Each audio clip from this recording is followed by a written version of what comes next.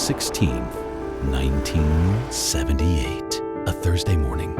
Aldo Moro, 5 times Prime Minister of Italy, the most important Christian Democrat politician of his generation, is being driven to Parliament for a crucial vote. His motorcade is ambushed on Via Fani. In under 2 minutes, 5 bodyguards are killed. Is taken alive. He will not be seen again for 55 days. Aldo Moro was 61 years old, a quiet, deeply intellectual man, a devout Catholic, a politician who had spent his career trying to build bridges, most controversially by attempting to bring the Italian Communist Party into government for the first time. A move that terrified both the Italian right and powerful foreign interests.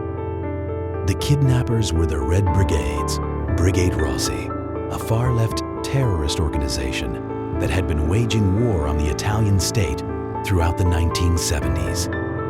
They called Moro a symbol of everything they wanted to destroy. For 55 days, Moro wrote letters from captivity to his family, to his colleagues, to Pope Paul VI, to the Italian government. He begged for his life. He urged politicians to negotiate with his captors. The government refused. The official position was firm. Italy does not negotiate with terrorists. But behind the scenes, something far more disturbing was happening. Evidence would later emerge suggesting that powerful forces within Italy and beyond actively wanted Moro to disappear. Moro had known too much. He had been present at the highest levels of Italian power for decades. He knew about Operation Gladio, the secret NATO stay-behind network hidden inside Italy. He knew about the links between Italian intelligence, the P2 Masonic Lodge, and American interests in keeping the Communist Party out of power at any cost. His letters from captivity became increasingly desperate and increasingly revealing. Some of those letters were later found to have been suppressed, hidden from his family and the public for years. On May 9th, 1978, exactly 55 days after his kidnapping, Aldo Moro's body was found in the boot of a red Renault 5, parked on Via Caetani in Rome. The street was chosen with deliberate symbolism, equidistant between the headquarters of the Christian Democrats and the Communist Party. He had been shot 10 times. Dozens of Red Brigades members were arrested, tried, and convicted. But the full truth of what happened during those 55 days has never been established. Who knew where Moro was being held?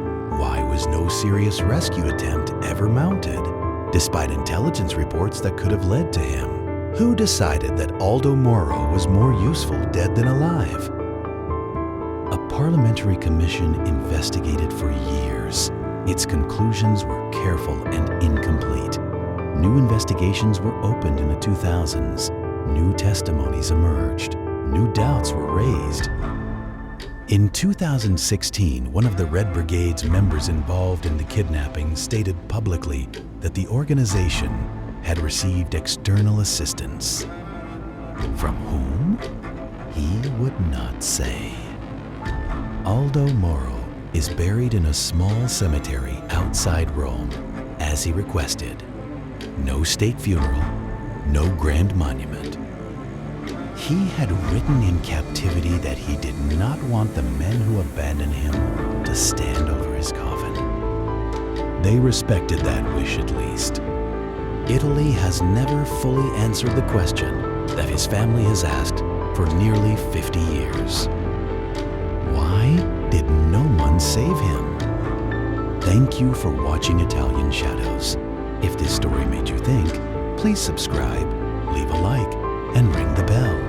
Every subscriber helps us keep telling the stories Italy would rather forget. We'll see you in the shadows.